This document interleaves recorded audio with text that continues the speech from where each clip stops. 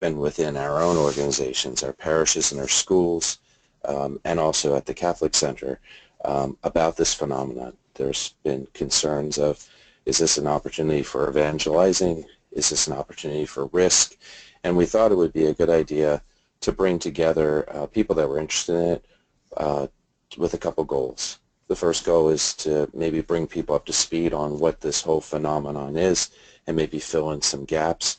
And then really kind of give some perspective based upon the Archdiocese as well as our parishes and schools, address some of the concerns about risk, and then ultimately open it up to the people that are participating on the webinar for questions and answers and comments.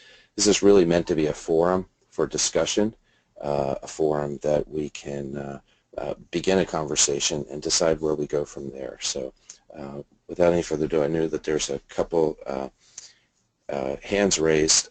In this system, you have the ability to raise a hand to ask a question or to get some attention from us as we're putting the webinar on.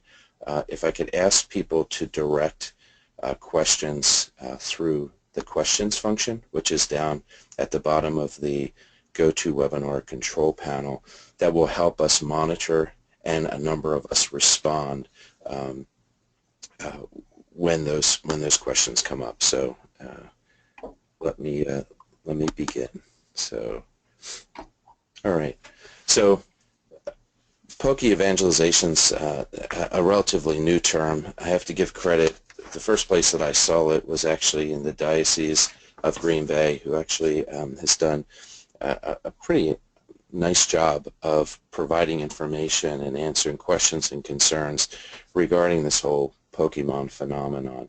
And what I'd like to be able to do is just kind of give you some information based upon kind of the history and the background of really, we'll call it Pokemon Go 101. So what is Pokemon?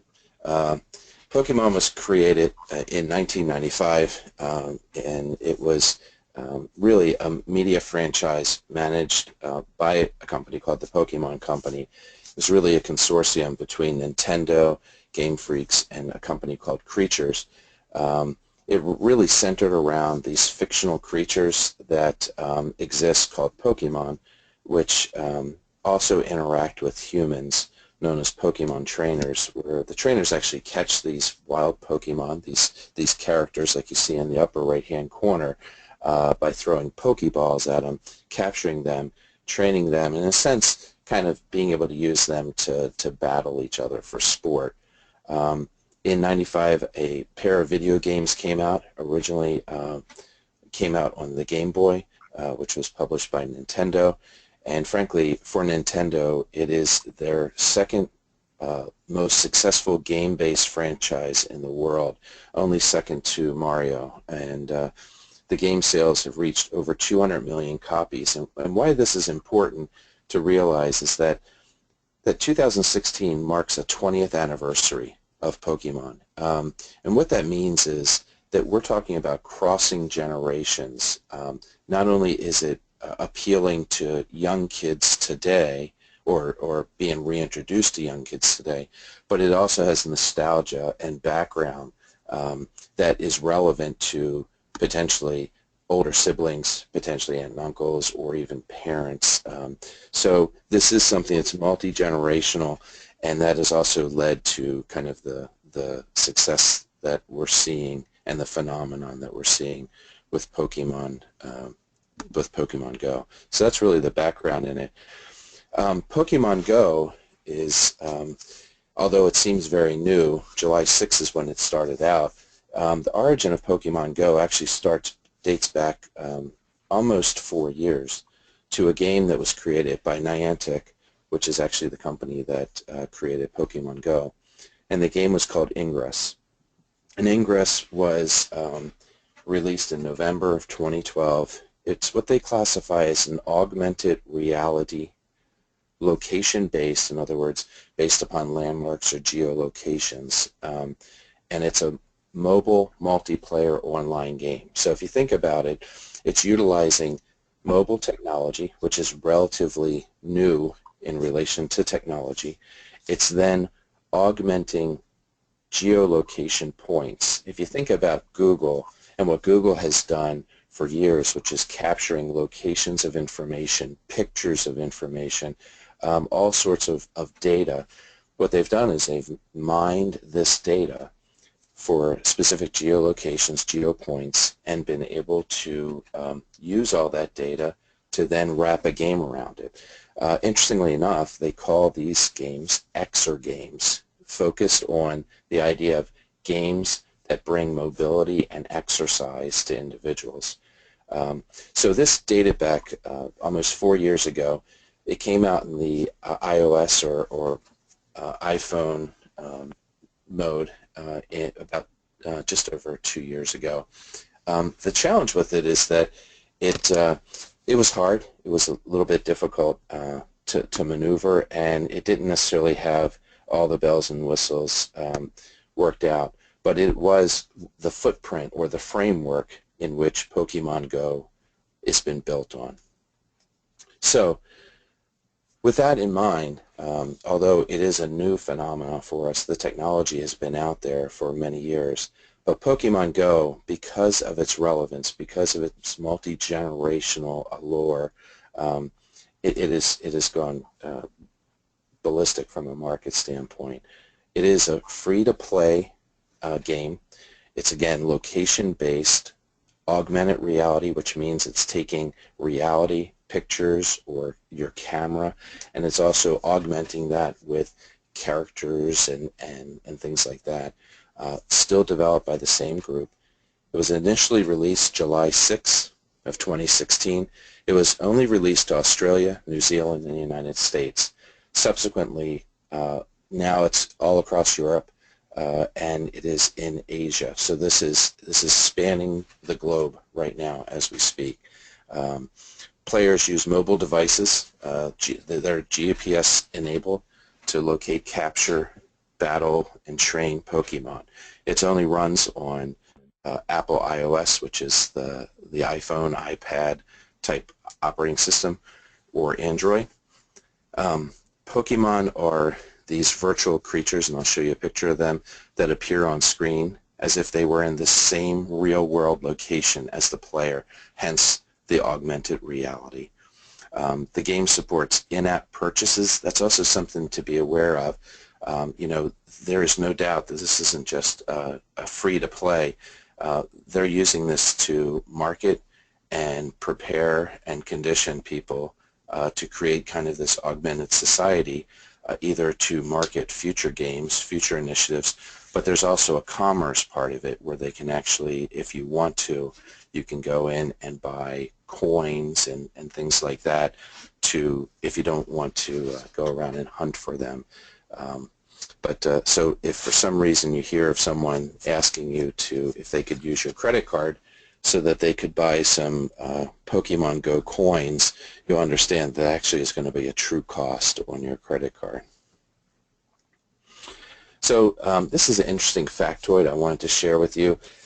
This is Nintendo stock for July 2016. This is how real this Pokemon Go phenomenon is about. July 6th, the stock value was about $14,380 at the time in which this product was released. By the 22nd, Nintendo stock gained $17.6 billion US in market capitalization. So you can see the phenomenal growth within days, what happened in Nintendo. Interesting thing, though, is that Nintendo did not create Pokemon Go. So when that information came out July 25th, Nintendo's stock fell by 18%, which was an evaluation of $6.7 billion loss when it was found out Nintendo didn't create this, but Niantic did. So you can see that not only is this having repercussions in our communities and people walking around and people engaging, but it has real monetary effects on stock markets and stock evaluation. So you can see how volatile or how quickly something can change. So I'm going to talk to you just, I'll talk from Pokemon Go, kind of a primer. If you look at the little turtle character on the screen here, that would be a Pokemon. There's a whole host of characters that are called Pokemon. They all have different names. They have different powers. They even have different evolution statuses, meaning that a turtle may evolve into a much more evolved level of a turtle or of a character, and so it is something that's constantly growing and always moving on. But the idea is with Pokemon Go is to collect as many or all of these and to evolve them to their higher levels. And you do that through collecting and moving about the community. A trainer is actually these people that you're seeing that are walking around holding their iPhones or their Android devices in the air. They're the ones that are actually playing the game. Interestingly enough, I've seen, and probably all have seen this, but we see that there is no age limits to this game. I see people that are senior citizens that are playing it. I see really young kids. I see everyone in between. So the fact that it's nostalgic and people recognize Nintendo and Pokemon for having been around for 20 years, that has tendency to create this span of multi-generational connection.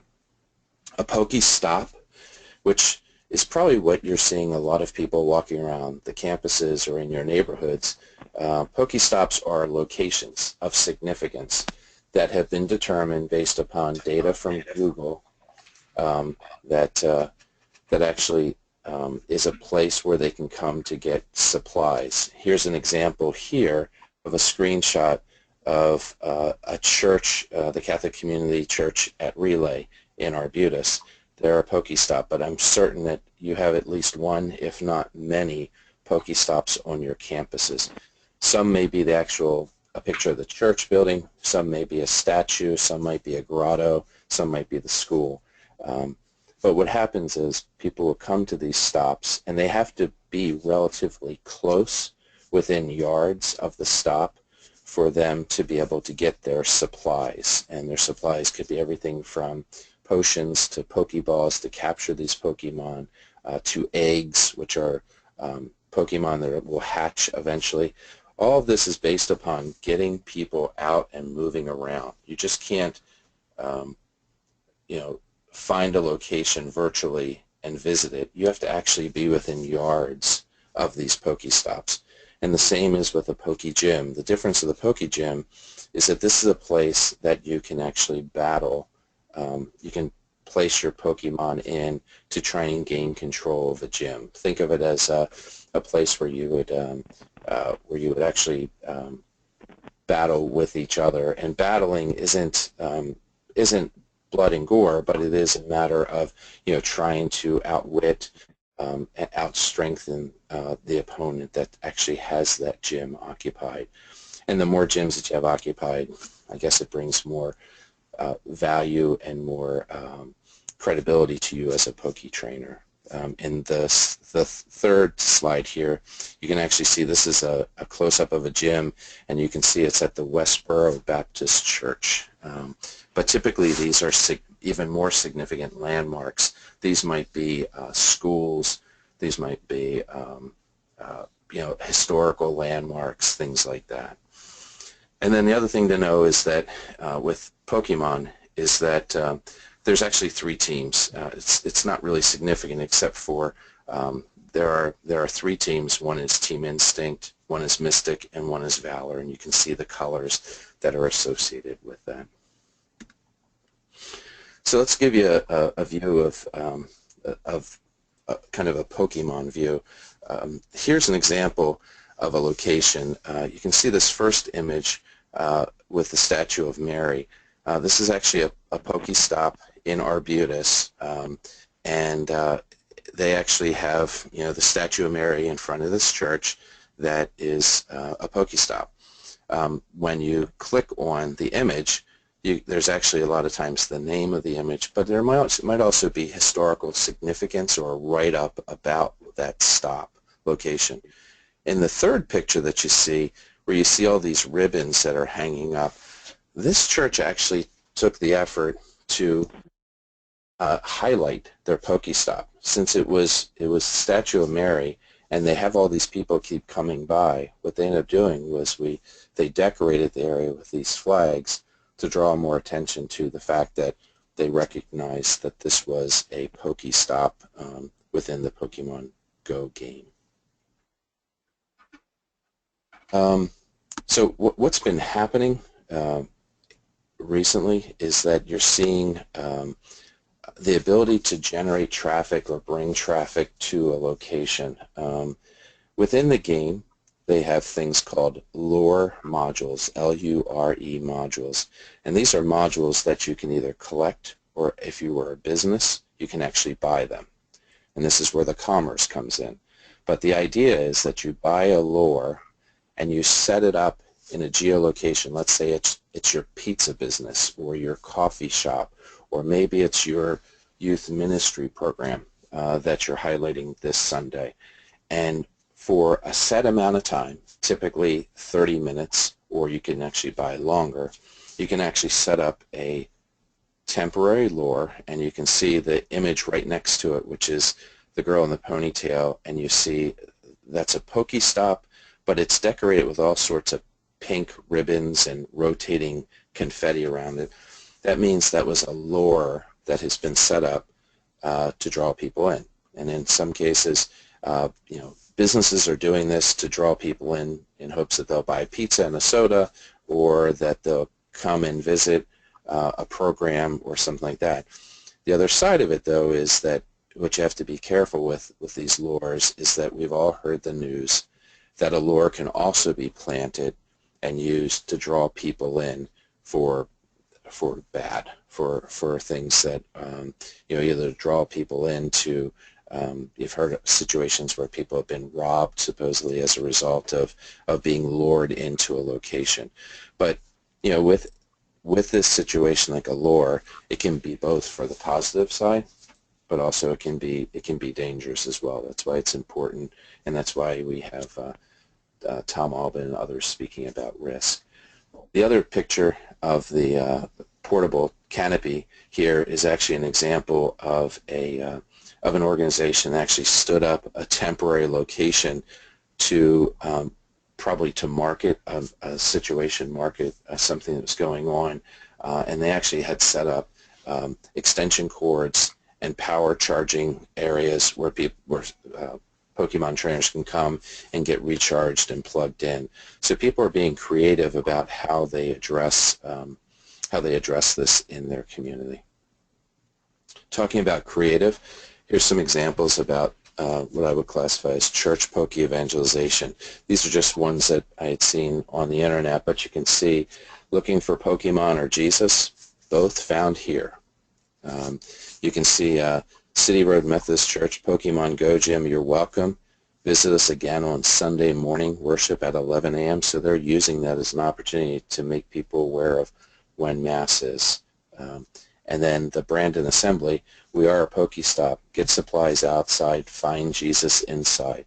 So some creative ways of how people are addressing this phenomenon and drawing attention to it, but also spreading information about themselves as an organization or as a church.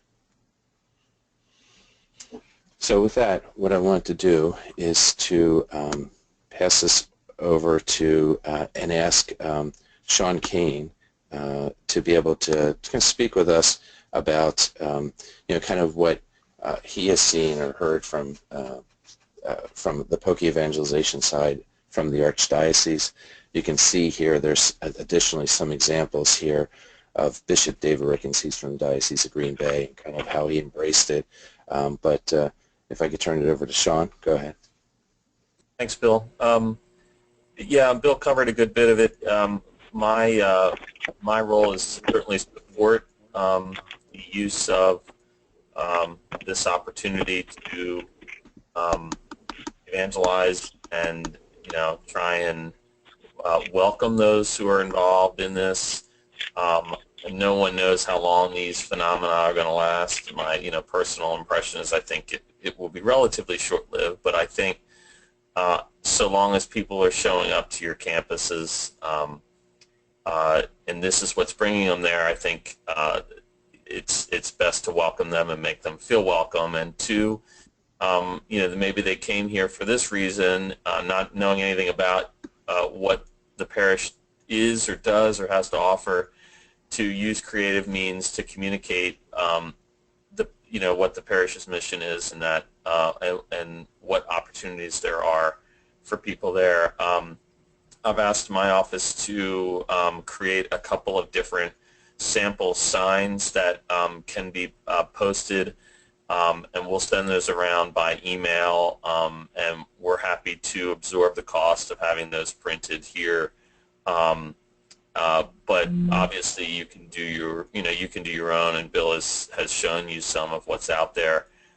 The main thing is that, and I know Tom Albin will speak to the challenges of having people on campus in general, especially those who aren't familiar with it, that we want to try and turn, kind of a silly, a game into an opportunity to where people can find Christ, and that is not unlike anyone who is a visitor to our parishes, albeit usually it's in a much more intentional way that they visit with us. They're either guests of current parishioners or people who are just kind of exploring it as an opportunity.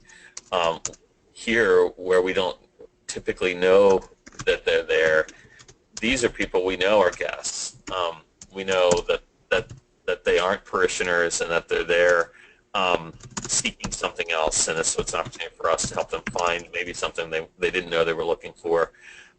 So how we approach them, how we prepare our staffs to approach them, should be done in a very intentional way, in a very careful way. And that goes both ways, because if we're too pushy, if we're too, it should be very general. It does not have to be overly specific, and in many ways it probably shouldn't be, because again, we're talking with people who really aren't there for the reasons why we're trying to engage them, and so they may be scared off or turned off in other ways. I think it's really a matter of welcome. You're here to play the game, and you're welcome to do that, but we'd also welcome you to come back and either come and visit us during Mass, or go to our website and look at the different programs that we have that you might be interested in. Assuming they're young, you can say we have a really vibrant youth ministry.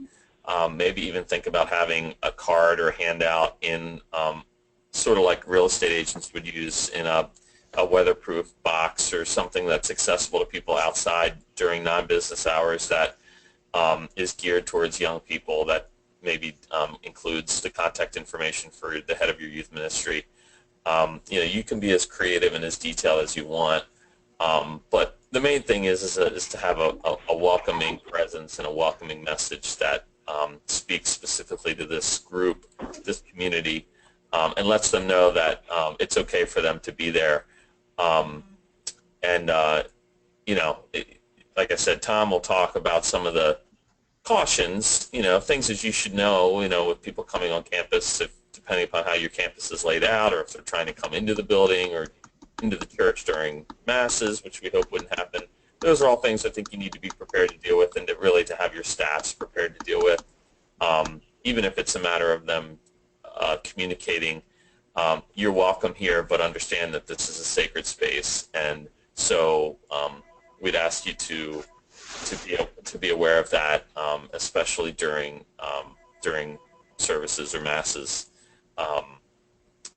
because I know I've heard stories of people going inside. I think it's primarily an outside game, but I have heard stories of people, especially young people, who don't always know boundaries or respect boundaries, and if they're not religious, they may even be more unaware about just respecting sacred space, and that people come there for a reason.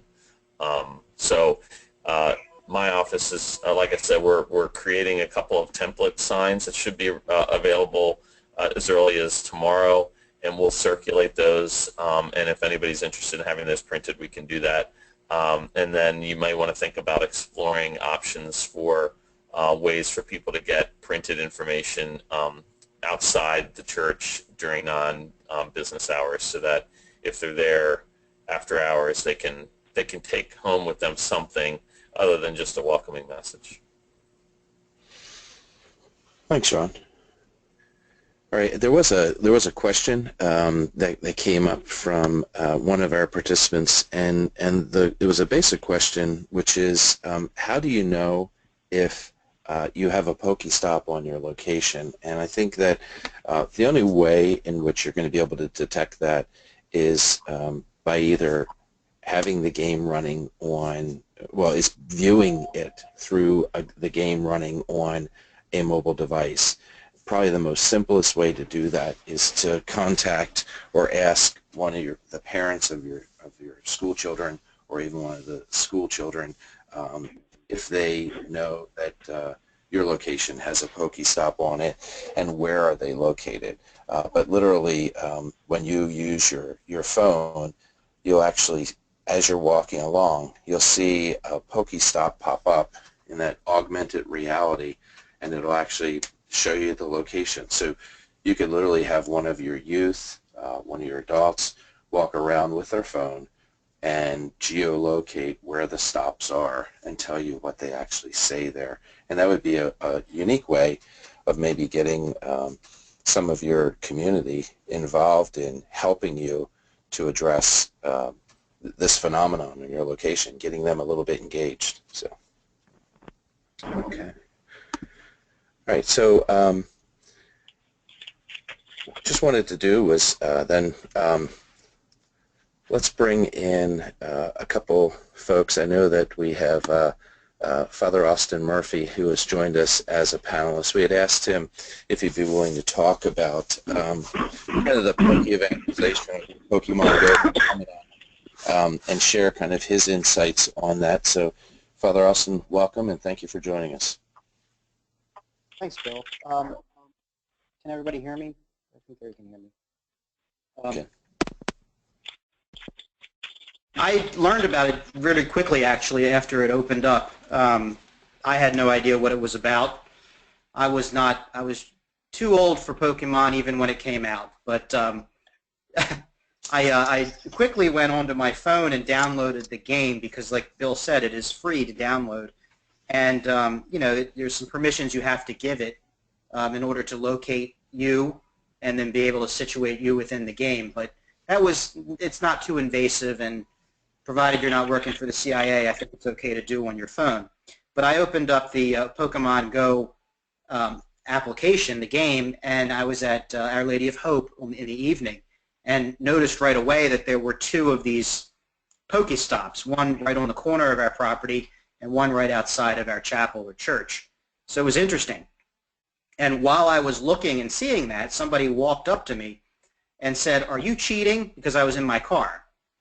And I said, "Excuse me?" He said, "Are you playing Pokemon?" I said, "No, I just found out that this is a spot to stop." He's like, "Oh yeah, you're going to be getting a lot of traffic."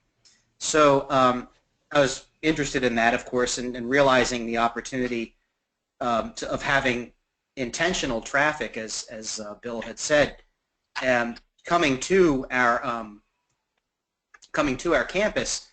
It was just too much to pass up. So a couple days went by, and I was talking on the online forum on Facebook with Forming Intentional Disciples, which is Sherry Waddell's book and the group that sort of forms around that. We were all talking about it too as an opportunity for evangelization.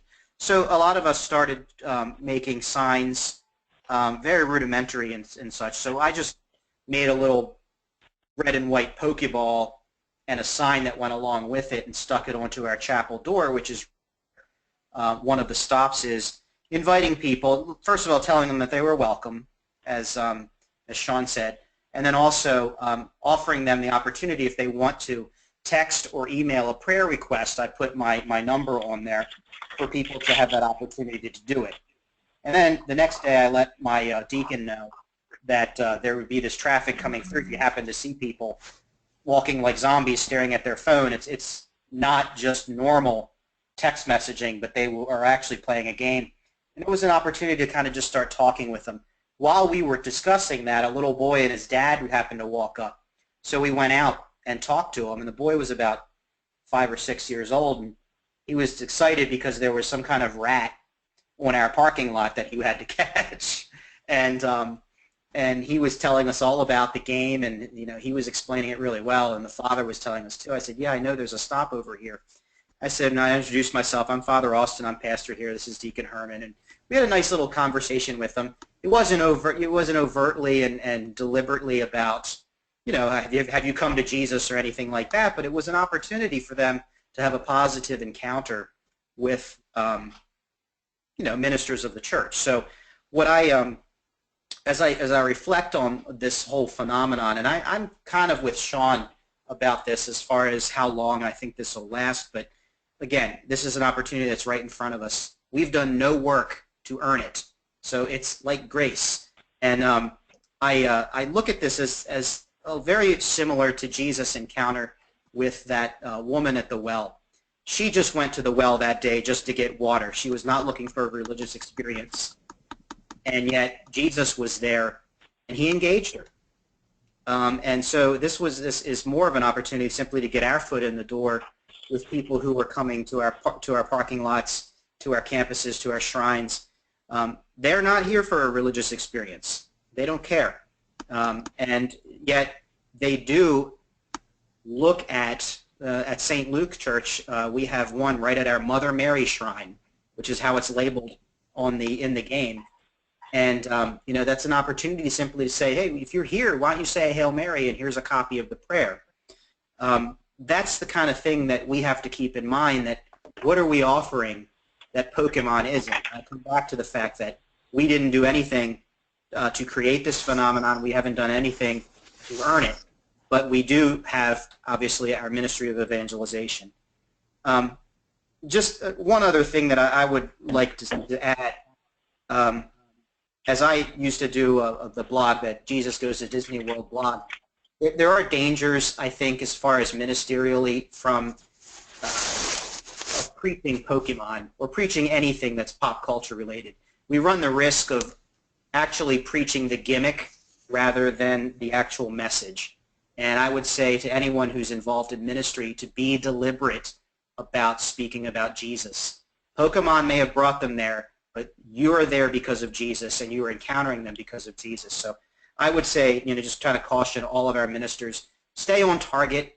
I think about it as when I'm preaching at the pulpit, you can tell a joke to get people's attention, but once you have their attention, what are you telling them of significance? So it's an interesting phenomenon. I'm interested to see where it goes. I hope people can stay safe in doing it, and we've tried to do our best to create as safe of an environment for people to come in here. It's pretty simple. It's a wide open parking lot, but again, it's drawn people out into the community, and I think it's also drawing us to them. So I welcome the opportunity. I think it's really been a great month so far, and we'll see where we go with it. Great, thank you, Father Austin. What I'm going to do is I'm going to launch a poll as a follow-up to what Father Austin Murphy had said, and really just to see if has your parish actually or school done anything to address kind of the Pokemon phenomenon. If you just go ahead and select yes or no, and what it'll do is it just will tally up responses at this point. You give us some good feedback here.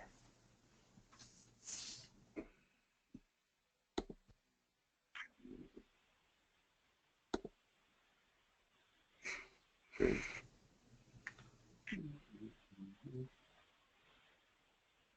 So I'm going to go ahead and share the results. 5% of parishes and schools have done something, and 95% of attendees that voted said that they had not. So we can see that, although, as it's been mentioned, this is something that might be a fleeting moment in kind of the pop culture of things that are going on. There are some examples of people that have done some things out there. I do have a couple of questions that came up. One question was, how are stops chosen if they're not using a lore module? Stops are chosen based upon geolocated data. It's believed that most of the data has come from Google, but it's also been based upon people that have used technology like checking in, or places of significance where people have actually posted in social media and other areas that they have actually been at a location. So you'll see areas like tourist attractions, malls, things like that, where it has the greatest traffic, will actually be ones that will have these stops located. Some of it is very significant. You can understand why, and some of them, like for instance, a statue of Mary, you kind of wonder, well, how did the statue of Mary end up becoming a Pokestop? But it all is all based upon data that has been captured. Most of it has been captured from Google, because Google actually owned Niantic before they actually split off, so they took advantage of a lot of the data that was captured there. Now I have another person on the panel, and hopefully he's available. But Joe Liberto from St. Joe's in Cockeysville. Joe, are you able to join us? Hey, Bill. I'm here. Great. So if you could, from your perspective, we just heard from Father Austin speak about what he experienced in his parish. Can you give us some insight onto what your experiences have been? Sure. Well, we're just to give you a frame of reference, we're up off of York Road, pretty close to the corner stable, if anybody knows where that is.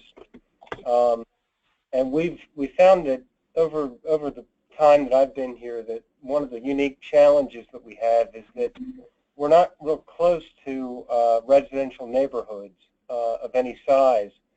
We're in a fairly commercial part of the Cockeysville area, and we're kind of tucked back on the road. You don't necessarily notice that there's a church back here, but we're around a lot of places where people work.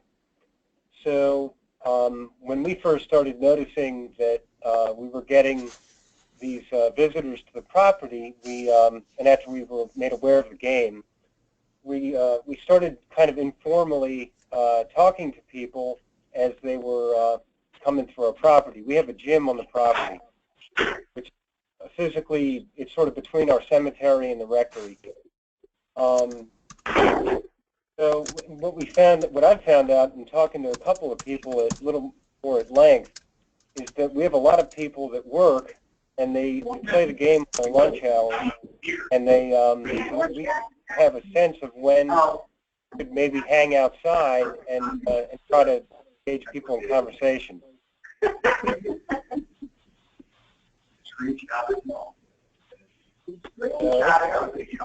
really has. You think it's a lot of younger like kids, but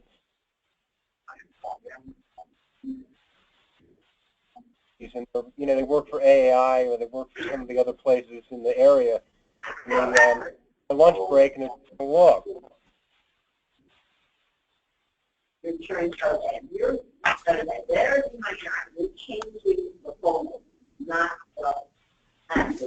Joe, looks like we're experiencing some background noise. I'm not sure if anyone needs to mute their phone. It's not on our end. Okay. Well, go ahead and continue. So. Okay. So we haven't been just as Father Austin was saying. We kind of came into this webinar a little bit late, and we apologize for that. But we came in as Father Austin was talking about it. We're not overtly evangelizing people. We're just basically reinforcing that they're welcome on our property. I gathered from the people I talked to yesterday that it's not always welcome on the properties that they're going, and we really wanted to reinforce that we are welcoming them to come and spend a little time. One of the other things we've considered doing is we're looking at actually having a little, like a prayer retreat area with some flowers and a peace pole and maybe a little bench. It would be visible to the street where they are, with our street where they are, to kind of reinforce our our hospitality.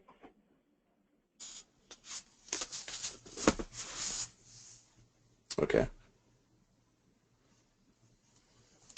So go ahead. I'm sitting here. I'm sharing the computer with Karen Osborne, who, if any of you saw the article in the online version of the review recently, we were both interviewed about this, and I want to give Karen a chance to talk if she wants to. I'm not forcing anything, but I just want to make you aware that we're sharing this connection at the moment, so we can both be kind of participating in the webinar. Well, I've been surprised. I've been reading up on this quite a bit. Number one, I think I read somewhere that Niantic or another company is making a Harry Potter game off the same bone. So this sort of thing is not going to go away as fast as we think it might. It'll resurge. It's going to come up in waves, I think, as more people start to play games like this that are built like this off the same sort of data. And I forgot what the next thing was.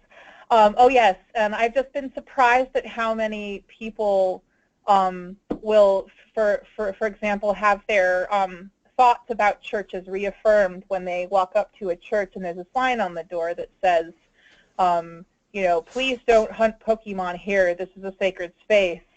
And although that obviously is very important, it's also sort of reinforcing the sort of thought of, well, I'm not going to come here. This is church. They're going to judge me here. And I think as welcoming as we can be, we should try to be as welcoming as we could be to everyone. So just be aware that that's sort of a thing that is part of what Pokemon players are going through is, oh, I don't want to go to this church because they'll judge me, and that sort of thing. It's on Twitter. If you look it up, you'll see that it's actually a fear of many Pokemon players. It's an interesting thing too, Bill. I think I've been here a while, and it's interesting to see how technology is factoring into a connection point, where a lot of times I think that it actually operates. It works more as a barrier for some of our parishioners to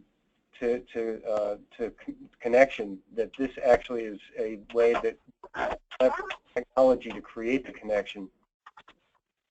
Right. Well, good. Well, thank you. Thank you very much. I did just a quick 30-second story. I had a priest call me, and it was a priest that had been asking, what is going on with this whole Pokemon thing? Explain it to me. And I gave him, a 3-minute kind of run over about what this was and what I knew it to be. And that next weekend, he had interwoven it into his message of his homily. Again, not to be the center of, but as an opportunity to hopefully reach out to, a variety of audiences in the congregation that he was speaking to. And after Mass, he said that 3 families approached him, and one dad came up to him and said, I don't know anything about what you said. I don't know about this Pokemon stuff, but my 2 kids, they lit up, and they got so attentive to what you were saying when you were speaking because you brought up things that related to them. And the father then thanked him for taking the time to relate to his kids in a way that they understood and drew their attention to it, because a lot of times the message that's delivered the kids aren't paying attention to because they don't feel that it's related to them. So just simply having woven it in, a 20-second citing of, or speaking about, Pokemon, made that connection for 2 young kids, but also it was very noticed by the parent. So that was kind of an interesting story there. What I'm going to do is I want to move to the whole issue of risk, because that's been brought up a number of times. And actually, Tom Albin's going to speak about this, but Tom, just to kind of just to set this up, we've had 2 questions online that have come up that I think brings to light some of the concerns. One is that a location had a large gathering one night around 9 p.m. driving around our parking lot, competing in a gymnasium adjacent to our property. I guess this was another Pokemon gym in the adjacent property. And the question was, how do we minimize risks from some type of accident that may occur from this? Other large groups gathered another evening and one morning. So I'm not sure, is a special lure or event more than just that there's this gym, the Pokemon gym, that's sitting next to them. And then there's a second question that came out. So one is the liability and risk associated with that. And then the other came from one of our schools, which is, as we approach school starting, I'm concerned how we balance an open and welcoming parish school community with the protocols we have in place for schools. Any thoughts or suggestions? So with that, I just gave you, I wouldn't say 2 softballs, but 2 issues. Maybe you can help out from there. And I need to unmute Tom. There you go, Tom. You're on now. Sorry about that. Yep. No worries. Again, thank you very much for including me. Relative to risk management, loss control, limiting our liabilities, the most important thing relative to managing, if you will, this Pokemon phenomena is for parishes, whether you are engaging and using this as an evangelization opportunity or not, that you've chosen that it's just not something that your parish wants to do or finds it appropriate. The key consideration is every parish, regardless of how, your perspective on it itself, is to proactively manage this phenomena and the process. So, for example, I would encourage for those parishes that are welcoming folks on, encouraging the playing of the game. Certainly, it is important to make sure you're clearly posting, for example, that people are welcome, but you should post times, hours between which they are welcome. You should also post if there are particular areas restricted where you don't want them going. I think the concern I have is that with reality type of games, there is, kind of the phenomenon when you are on Facebook or different texting and stuff. It's so much easier to say things that you normally wouldn't say in person. And I just want to encourage folks to approach this management of this as if this were any other form of evangelization, wherein with the human contact, with people coming onto our property, that we are proactively managing it. That is the key component. Relative to limiting our liabilities, the key considerations relative to that perspective are, first and foremost, if you are proactively using this, whether you're using lures or just encouraging people onto the premises, the key consideration there is you have now have heightened or made greater your obligation or duty to those individuals coming onto your property relative to ensuring their safety. So you want to make sure that if you're inviting them on, just as you would for your parishioners who come weekly, or whatever the case may be, you want to make sure that your facilities are in good repair. If you are aware that there's a particular stop or site that is in a poorly lit section of your property, you want to make sure that you're addressing those issues. Relative to the folks who are kind of like, we're not sure we want to do this, we don't want to be unfriendly or non-welcoming, but we also don't want to encourage it, I think the most important message I have is, first and foremost, you do need to make sure that your property is posted as private, that it is for the use of the parish or the school, and that way you have notified or put people on notice that this is private property.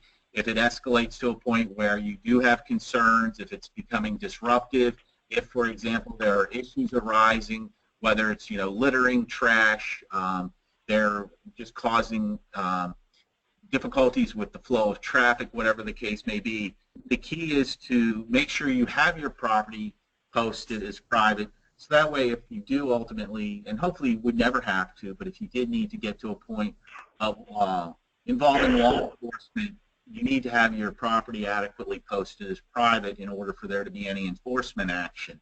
And finally, and related to the whole question, we do share in that concern about with the coming up of school coming up shortly. And again, if a parish and a school are co-located on the same campus, I strongly encourage the parish and the school administration to work in collaboration relative to, for example, if you want to, again, use it to encourage folks and use it as a true evangelization tool, to, again, maybe have established posted hours that folks only come onto the campus after normal school hours. But again, the key is to, first and foremost, make sure all of your staff and those folks who may have reason to come into contact with these Pokemon players, that they understand and at least are acknowledge and know what the game is about, and that then there is a clear delineated approach for your parish or your school as to how you want to manage this. I think it's important that all of your staff and others are aware of your approach so that there's a consistent messaging from your parish or your school. And you just want to avoid situations where one parish or one staff member is, encouraging, inviting people on, and then you have somebody else who's chasing them off your property.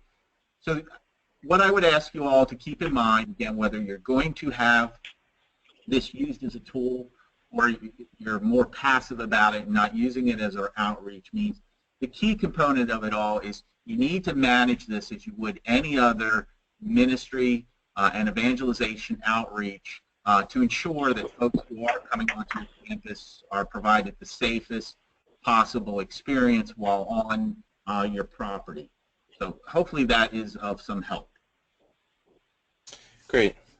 Thank you, Tom. What I'd like to do is, now we've gone through most of the formal presentation, and given opportunity, we're running a little short in time, but to see if there's any questions. I know that we've had a number of questions throughout the presentation that we've tried to answer, but if there are any questions from the audience, what we're going to do is, and this is a danger, is try and open up the microphones and see if any of you have any questions that you'd like to ask. If you could raise your hand, there's a raise your hand icon in the tool. Then what we can do is turn your microphone on one at a time.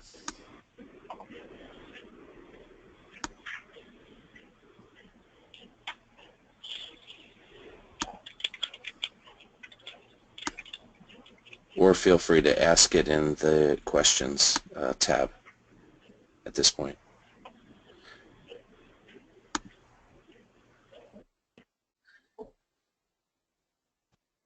Okay.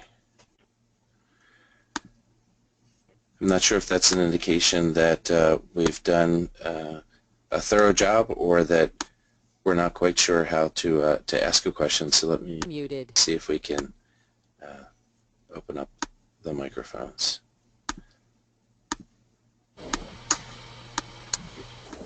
Might get a little noisy, but any questions from the participants? I think Kathy, you have one?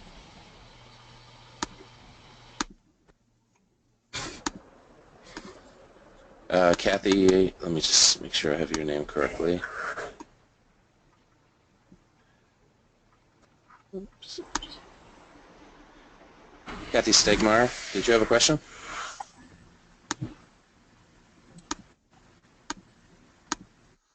No? Okay, so just to be clear, I think I'm clear, but it's easy to get mistakes, and I don't want to make mistakes about this anymore. Okay. All right, well, not seeing any, unless Kathy has a question, we're going to go ahead and wrap this presentation up, knowing that we just wanted to let you know that a recording of this has been made, and we'll actually be posting this recording. We had a number of people that were not able to participate in the at this time, but wanted to be able to review the content at a later point. So that will be made available, and we'll make sure that information goes out in the Archdiocesan Bulletin, which comes out of the Communications Office on Monday. Oh, looks like there's a question. Robert Daniels, did you have a question for us? You can go ahead and speak now if you can hear me. I was just letting you know that I didn't have any questions. Oh, okay. Good job. Very good job. Okay, thank you. Anyone else in the last waning moments? How about Maddie Meany? How do I do? They unmute you. You're good. Go ahead, Maddie. We can hear you. Oh, you can hear me. Oh, I'm Yes. sorry. How do we find out about how to buy a Pokemon Stop, and how much are they?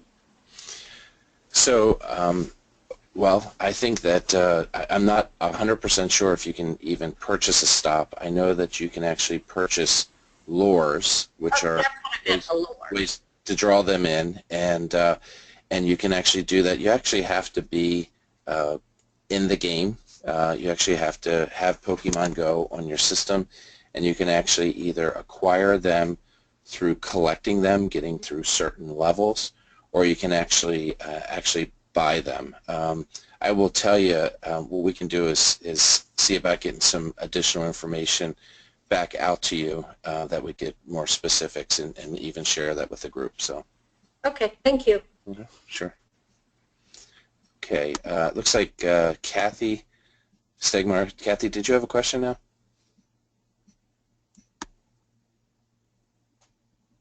No? Okay. Anyone else at this point? Last chance. It looks like we have Kathleen Collins. Kathleen, go ahead and speak. Kathleen Collins, did you have a question? No, I did not. Oh, okay. All right. Just saw a question mark. All right.